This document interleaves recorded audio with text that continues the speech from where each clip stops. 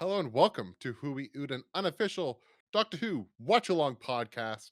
My name is Cameron. I am going to be one of your hosts today, as we do always for the foreseeable future. One day, like I say this every single time I do this, but like one day there's going to be like a time where it's gonna be like a solo pod, or we're gonna have like a guest on, or something. That's not gonna be the case. But for the foreseeable future, my one and only co-host Ben is with me today. How are you doing today, Ben? Uh, I'm all right. I'm kind of tired. I we got I work at a movie theater and we're just starting now. It's February break, which means we're open for longer hours and those hours are going to be much busier. Lots of children going to see Dog Man and Paddington. How's Captain America: Brave New World, Ben? How is the movie or how is it doing? How is it doing at your theater? Uh, I was looking at the sales report earlier today. Friday. Is today Saturday? Today is Saturday, Ben. Yeah. Oof, I'm tired. Um, Friday, yesterday, it did okay. I think like 30 people for the whole day, which Not is like, okay for my theater. but not Marvel movies back in the day. Yeah, yeah. I think it's a slow start. We'll see how the week progresses. Of course, online it's getting not very good reviews. No. I personally am not I mean, I'll go see it. I get free tickets, but like I'm not I'm not that into it. I'm more looking forward to, all the other movies that are coming out this year. All the other movies, period.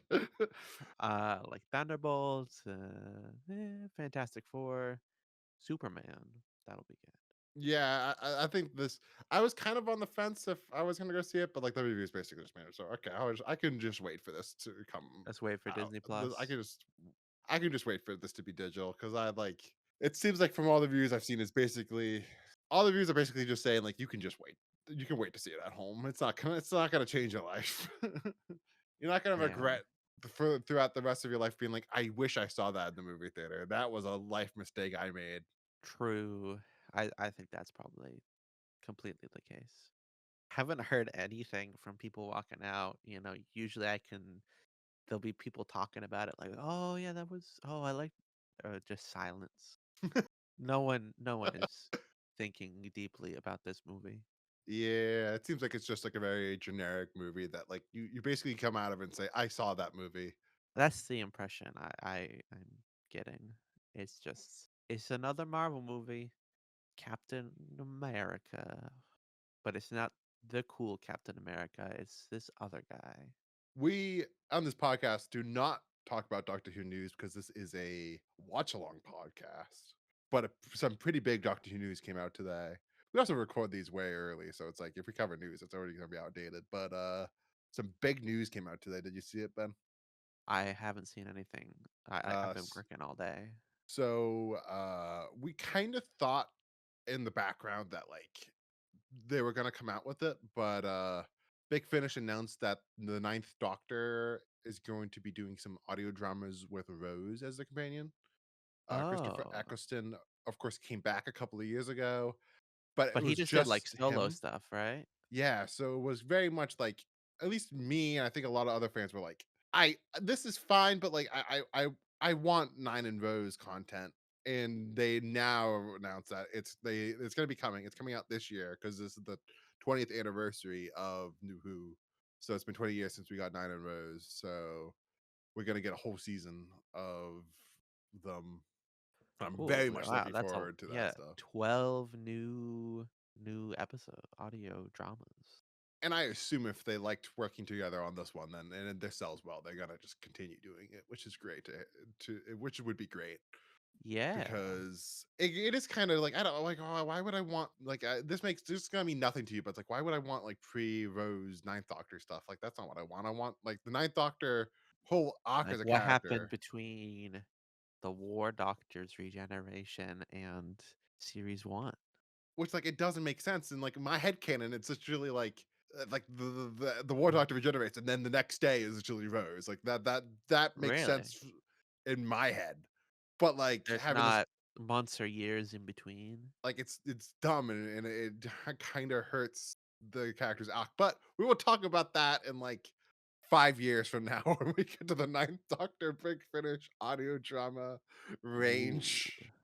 When we run out of Doctor Who content to talk about on the podcast. What like, say we're done, we're caught up with the television. I know our plan was kinda the 8th Doctor, doing a bunch of his stuff, his dramas, audio Yeah, dramas. Is there any other Doctors that you would wanna do a deep dive in? Like, I feel like it would be other like than just, like, bits and pieces here that we sprinkle in, but, like, I full on, "Let's talk about this Doctor in Big Finish." I feel like one that would be pretty easy to do would be the War Doctor as well, because of course War Doctor is another one that like we don't really have much of on the TV show. So and like Big Fit, we have four with John Hurt, and then they have multiple with a recast of like a younger War Doctor. Yeah. And people say that he's actually I've heard really good things about that younger War Doctor range.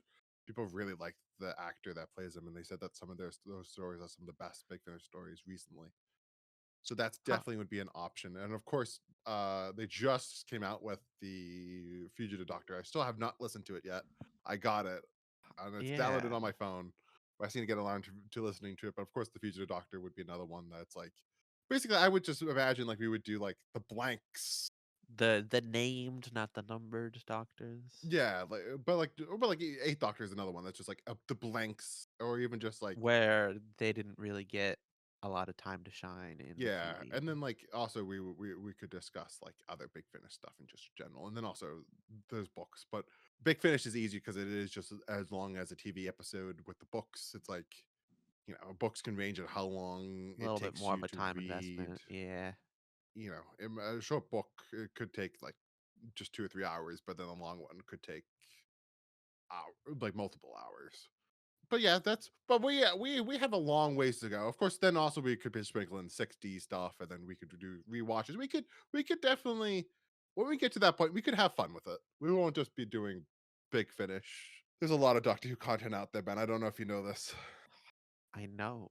We gotta talk about K9 and The K9 Australian TV show. well, yes, of course, and other all the good, non-BBC, but writer licensed content. So much. I forget the name of it. The Zygon one.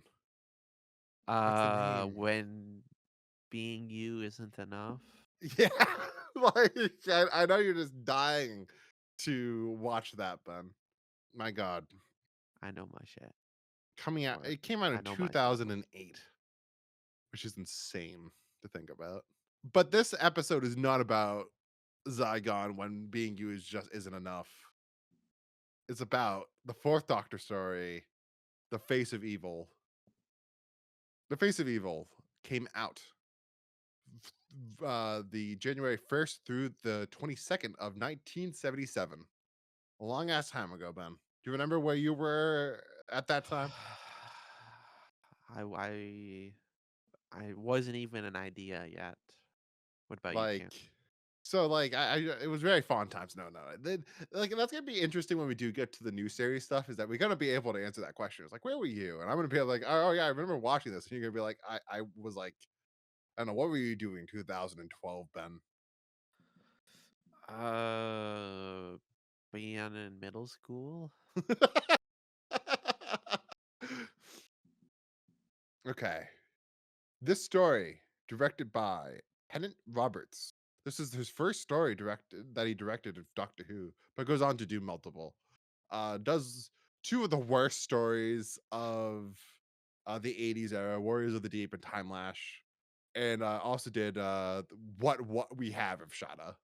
So he is going to be a name that we're going to be talking about. We're going to be talking about I'm him looking different on times. the TARDIS wiki. He directed the one that Douglas Adams wrote in season 16, The Pirate Planet. Yeah. written by Chris Bosher. I probably am pronouncing that wrong. Do you think that's right? Bosher? Bosher? Uh, I Boker? could think of several ways. I am sorry Butcher? to the family of the writer. I'm gonna just gonna we tried hard. This was his first story that he wrote. Goes on to do two others, but also like in the Doctor Who adjacent world. I don't know if you saw, but he was also the script editor for Blake Seven. Robert Holmes recommended him for the job, and then he was the script editor for the whole entirety of the show Blake Seven. Oh, cool. So Ben, I think that's all. Of course, the usual stuff of season 14. Script editor Robert Holmes, produced by Philip Pinchcliffe, music by Dudley Simpson. Of course, The this is the goat. first story of Layla of Louise Jameson. So Ben, what did you think of Layla's first story, the Face of Evil? Uh, Your general thoughts. General thoughts. It's pretty decent. I thought it was kind of a funny episode. A lot of quips, a lot of memorable lines. Is it Layla or Leela? That's a great question. Uh, I think it's. I actually. I forget, to be honest I with you. want to say Leela, but you said Layla, so I'm confirming. It could be Leela. Again, these are weird things that like I never had somebody that I could talk to about the character of 70s classic Doctor Who with. So it's never I never had to pronounce it before. I think it's Leela. What did I say? Did I say Layla? You said Layla. Yeah, it's Leela, Yeah, right? I think. I'm looking at the episode now. It's sometimes with pronunciations because they're British. That they say things funny. So it's like, all right, how are we supposed to pronounce this stuff? I don't know. Would need to search. I think it's Leela. We're gonna do Leela. We gotta say Layla. Okay. But what did you think, man? Uh, what I said, it's pretty decent, pretty funny. Leela seems interesting. The villain is good. The guys are all right. What is there a term for like the group of one-offs that every episode has? Like No, the not fodder that we'll never see ever again. not that I know of. There's not like, are you talking about like the red shirt equivalent of classic Doctor Who? Oh, not even red shirt, but like, main named characters that are only in this serial and never again. Like, just a one off character. But that's almost every character in Doctor Who. There's very Yeah, few that like that do show up, especially in like this era of the show, where it's not like the third Doctor era where we having like a continuing story with characters, not yeah, continuing yeah, story, but like we have a continuing like character base. But just my general thoughts, I would say, is yeah. like pretty much on your same wavelength of like this is a I think this is pretty much an a very average episode of Doctor Who. It's not really offensive, but I don't think I'd come out of this going like, wow, my mind is blown. Very funny, like you said. Tom is at his peak, is just giving a bunch of funny dialogue to say, and is just every line is just like he's killing it out of like the couple like there's the two in particular with the jelly babies lines Oh, in the episode deadly one, jelly baby. but also when he first meets Leela, and then like he's the like I heard like he offers that's not really Tom, but like Tom does have a funny response to it of just like Leela when he offers a jelly baby to Leela, and Leela's like, I heard you eat babies. But yeah, it's very very funny episode. Um, Oh yeah, I'm looking at the transcript. Leela, the first thing she says to him is the evil one, and he said, "Oh well, nobody's perfect." Chris was good with coming up with funny dialogue. Uh, but I feel like the story has a problem of I thought that the first half was more interesting than the second half. I much more enjoyed the story of these primal beings, like with this futuristic technology and like being like, even though it's very a traditional science fiction concept, but like there's this like Native American esque tribe risk, uh thinking that this technology was like godlike, and then like expanding on that when it comes more into them going into the face and dealing with how do I pronounce it? The main computer guy is Uh, Zoan. It's Zohan. Zo Zohan, right? Zohan or Zohan? Zoanon? Is it Zoanon? No, it's not Zoanon. No, Is it Zoanon? No, it's Zohan or Zoan. Zoan Zoanon? No, it's not Zoanon. But you're not over me. Let me look at it. Zoanon. It's Zoanon. Spelled with a X, but it sounds like a Z. Zoanon.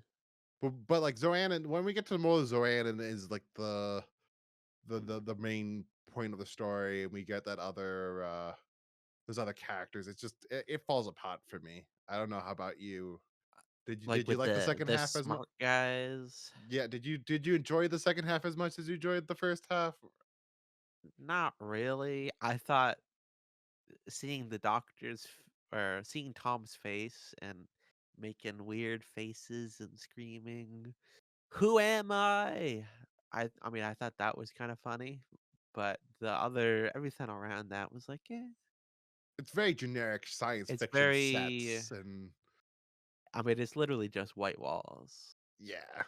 White walls and gray-skinned men in green suits. Like it literally could be any science fiction TV show from this time, and you'd be like, okay, Yeah. I buy it. Like you could if you said like if you took a screenshot of something without the doctor and said like, "Is this Star Trek?" I would be like, "It could be." Yeah. Maybe if it kinda I mean, they talk about it, but I think it needed to play more with the fact that the the Tesh and what is it? It's not survey team. They Seva team. I think they should have played more with the fact that the Tesh and Seva team were one species, all both coming from the same place, same people. I feel like they could have also played with like the fact of like, if this was a new series story, they would have really like showcased the doctor going back in time and like actually letting us see that stuff, and like because it's a Yeah, great concept of, due to the doctor's actions in the past, we are going to do the story of the consequences of those actions. Like yeah. that is a But great because we idea. don't see that, it doesn't really work Yeah, in a similar way that like Planet of the Spiders didn't quite work. yeah. And like you could imagine the second half of the story, or at least like just imagine like part three was just we were able to see that stuff, and then we cut to the second half of like part three, and then like we know more, we know the doctor's backstory, and then we get some of the more stuff. It would have made it more engaging story wise. It would have made and you maybe a little bit more invested in the story overall. and it brings to question like when did the Doctor have this other adventure where he went back? Like it's Tom's face, so it has to be somewhere in between an episode in these last three seasons. Like I By thought, himself? like you could I think it would also be interesting if it was the complete opposite, but they don't play with this in the story. Of like it's something that the Doctor did in the past, but it's in the Doctor's future. Like the new series would do something timey wimey like that, but like it isn't that in the story. It is Oh just the yeah. Doctor's past. That's what I thought at first, but turns out he just actually he forgot and then he remembered. Which again, like I feel like either of one of those would have been more interesting, because you could have both ways would have been more interesting if we were able to see both of them, and then also like You could have done like the new series would also do some timey-wimey stuff of due to the doctor's due to the doctor knowing what his consequences in the future for this planet, he has to go back later on in the episode and does doing that like he has to do the events that he already knows about that he does do because of the laws of time that he has to do those consequences to do. You know what I'm talking about? You know what I'm saying? Yeah, yeah, yeah. Like, then he later goes back in time, And and he's forced to do those the sets up the story. Like there's something like that, like play around with the time travel concept, which of course, like classic Doctor Who really does. They don't really like use the this is a weird story where like him having a time machine. No, it's not even a time machine because this could have just been him with a fucking spaceship because it is just him in his past. yeah. Yeah, it always it's very, very often that the fact that the Doctor can travel in time doesn't really come into play, No, other than to get to the new location, and then you're there. And it's only important that it's the time travel when it's yeah. in regards to Earth, like, if we need to do historical.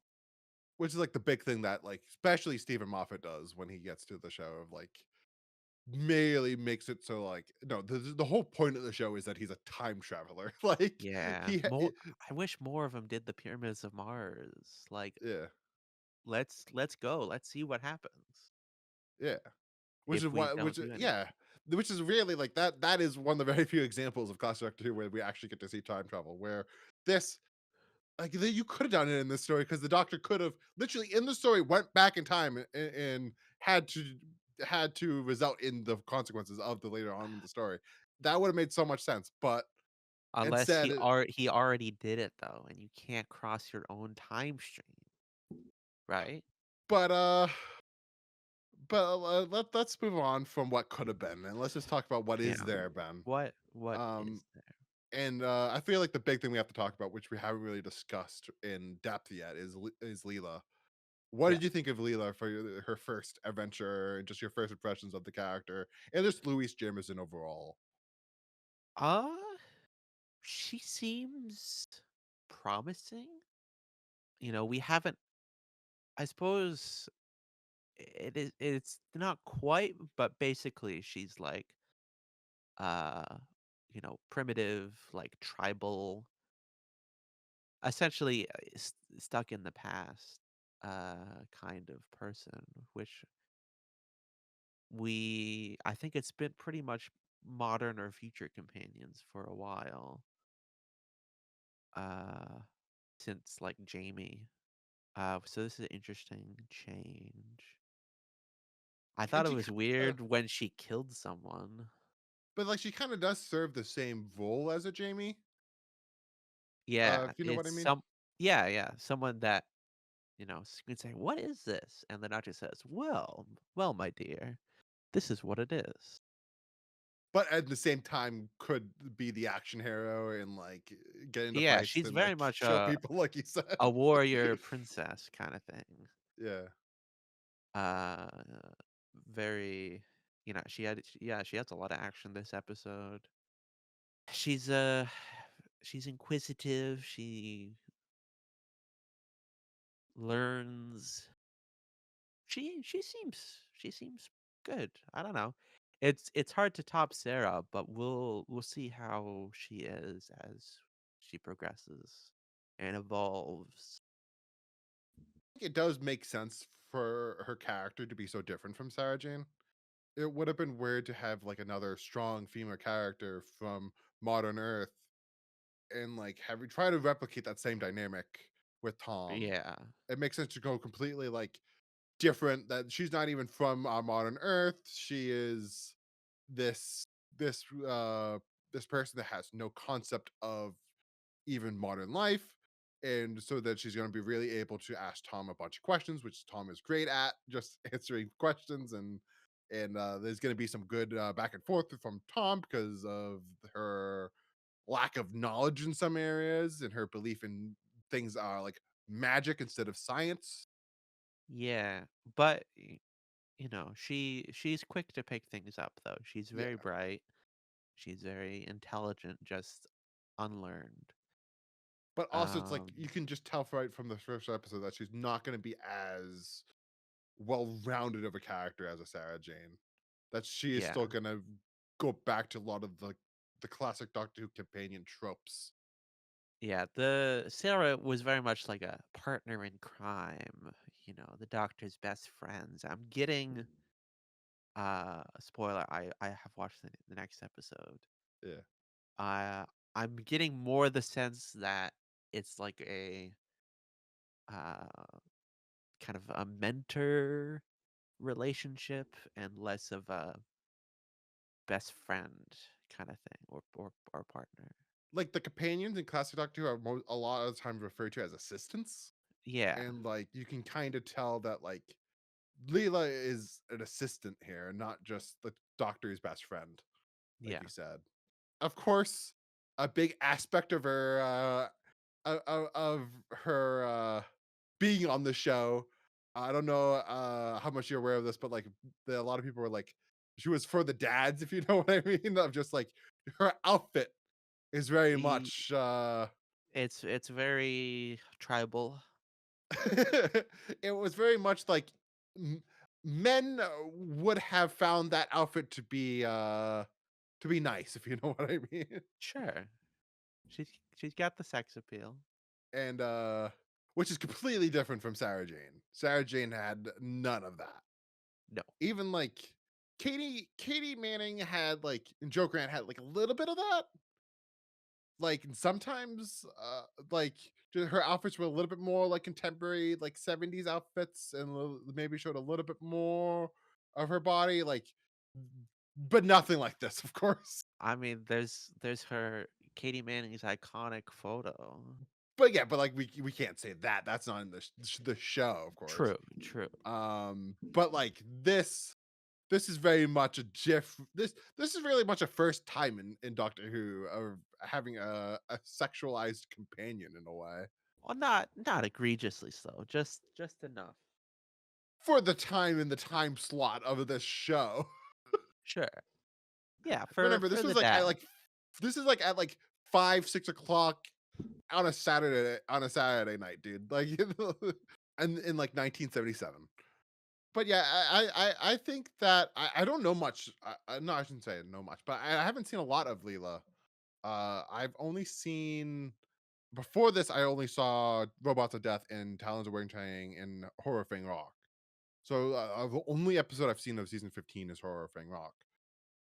So I'm excited to see how, if her character changes at all and how this dynamic with Tom evolves throughout the show.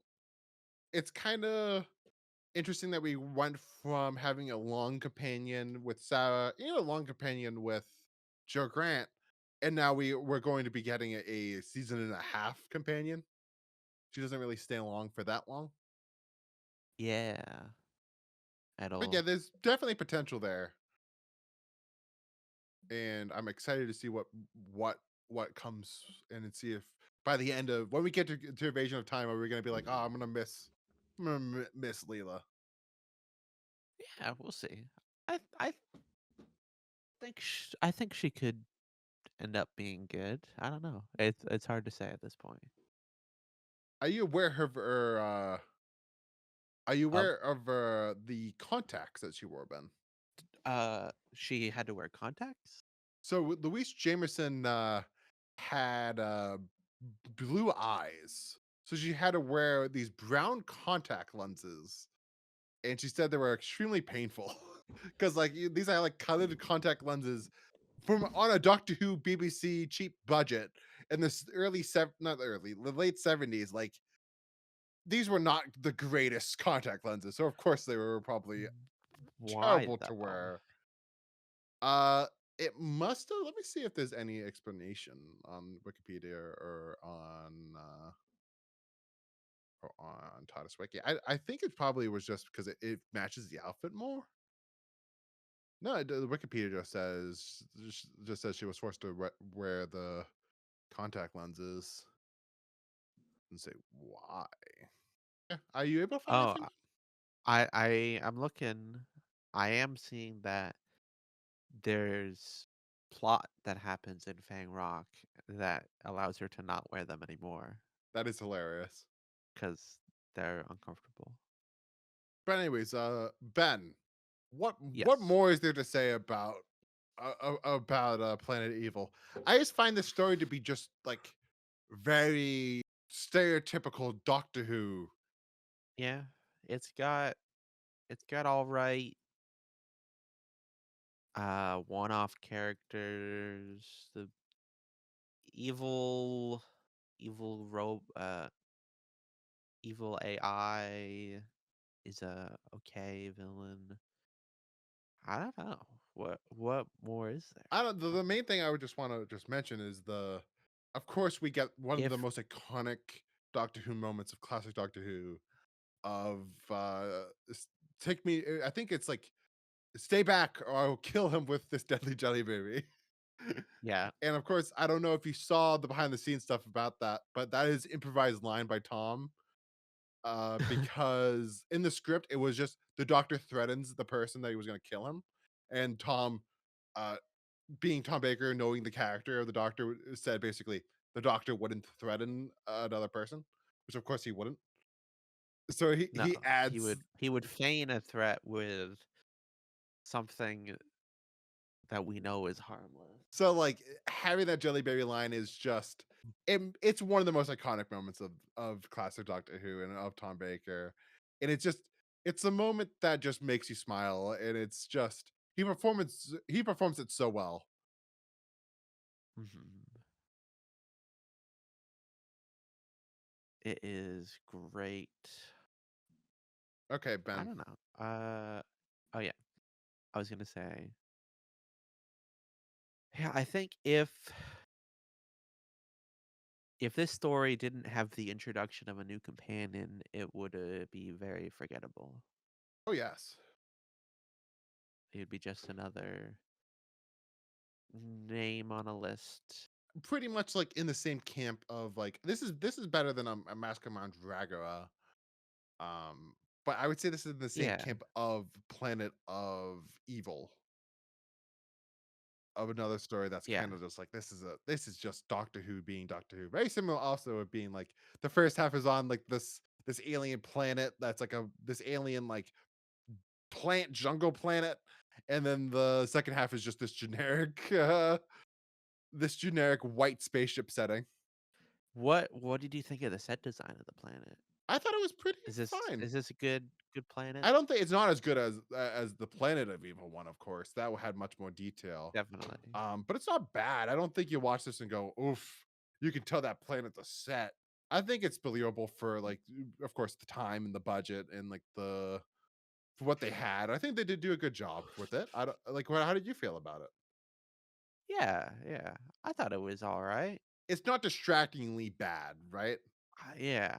I did think there were a lot of cob like webs for something that like spiders are not a factor, but yeah, it looks decent enough.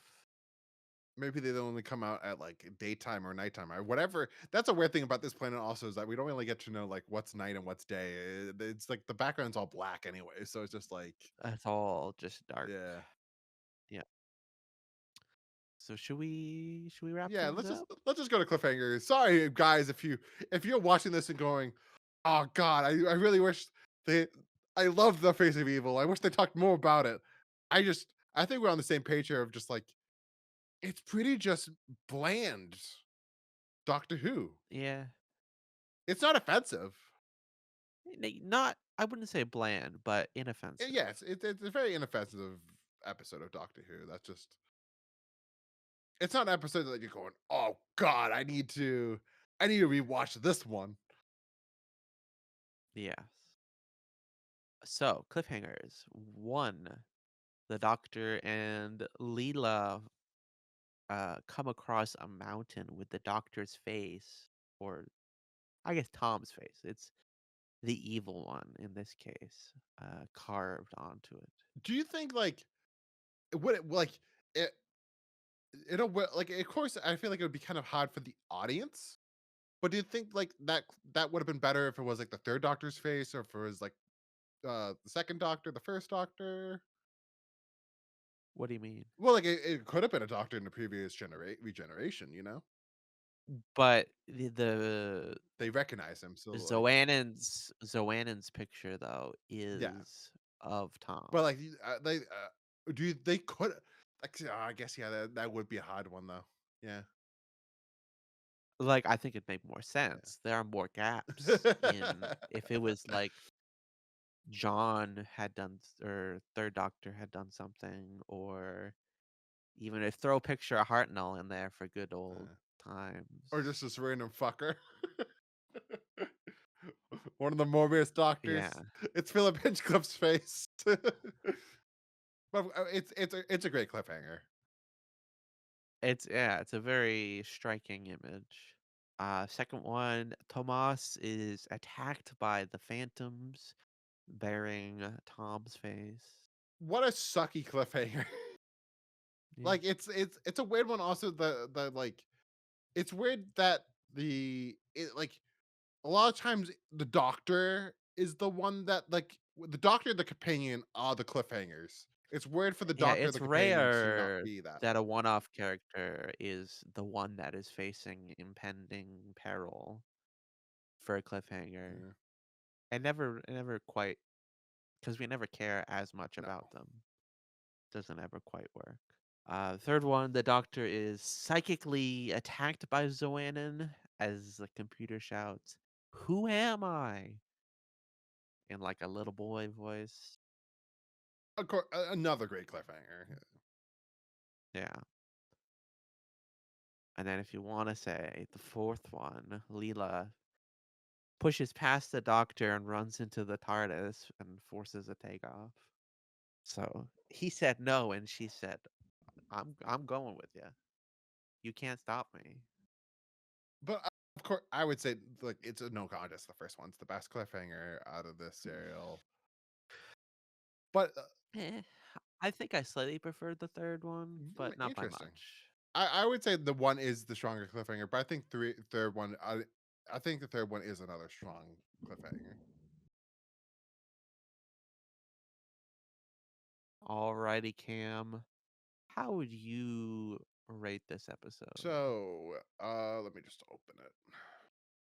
I am gonna go. All right, here's the question. Right, is it better than the Sontaran experiment? I think it is. I mean, so I don't think it is. I think I prefer the Sontaran experiment. So I'm gonna go 7.1. So that's right in between. This is better than Planet of Evil, but this is not as good as Sontaran experiment. And I think that's pretty much where I land on this story.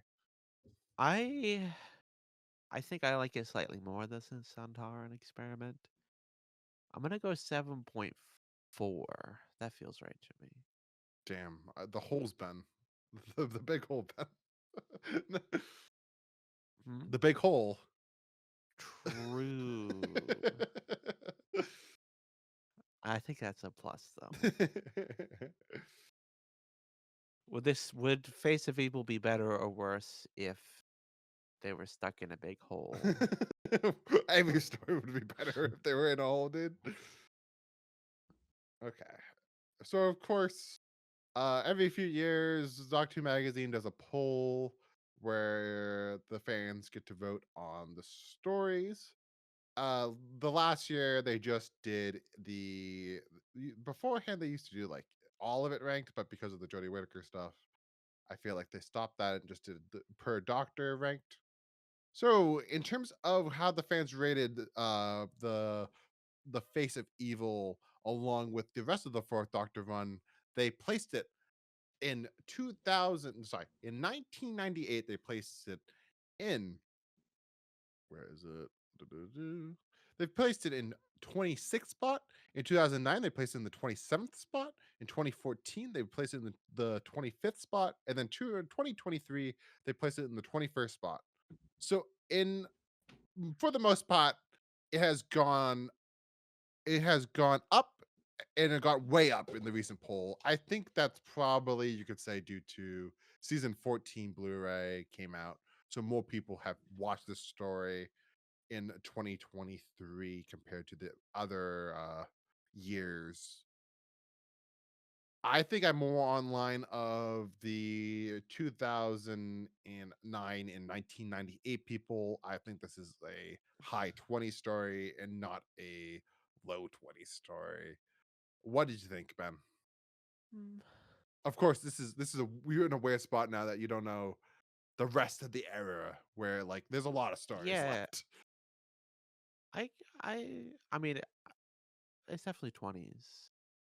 I could buy it being low 20s, You will see. like a We will 21, see how it looks 22. We'll see. when we get there, Ben.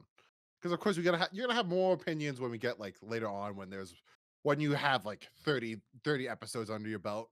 And you're actually able to say, okay, no, this is there's no way this is as good as they placed they placed it's crazy that the fan this poll is already crazy that Robot is number 23. Like Mhm. there's no way that you think the Face of Evil is not as good. I mean, Robot is way better than the Face of Evil. What was Face of Evil at that moment in No, time? right now it's 21 and Robot it's 23.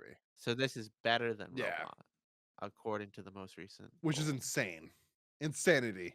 Yeah. Not saying Robot's the I could greatest. no. I could see maybe there is a moment when you look at all of them that Robot there could be 22 that are better than Robot, but I don't think it's I think Robot is better than Face of Evil. I would switch those two. Insane.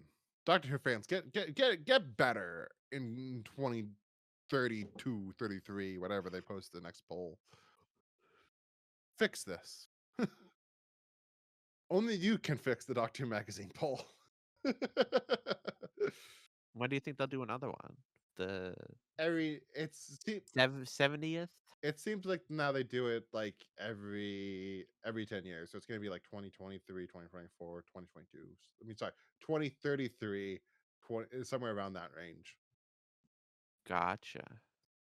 I would love for them to do another one like this year where they ranked all of New Who, but it seems like they're not going to really celebrate the 20th anniversary of New Who just because we just had the 60th just a couple of years ago.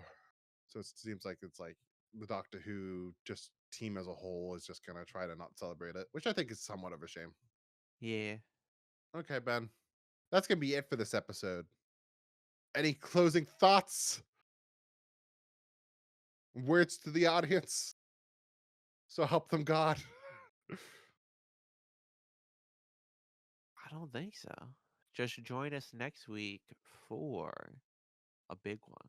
Robots of Death. Please remember to like and subscribe.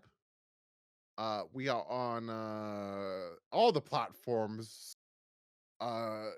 Basically, if there's a video platform out there or YouTube, well, we're not video. We're not on like Vimeo or Daily Motion Yeah, yet. not But everywhere. we're like for most part, like all the podcast services Still gotta get on Amazon Inspire. we're on all of the we're on TikTok, we're on Instagram Shorts, we're on YouTube, and then all on every podcast platform. So please just listen or watch us anywhere you want.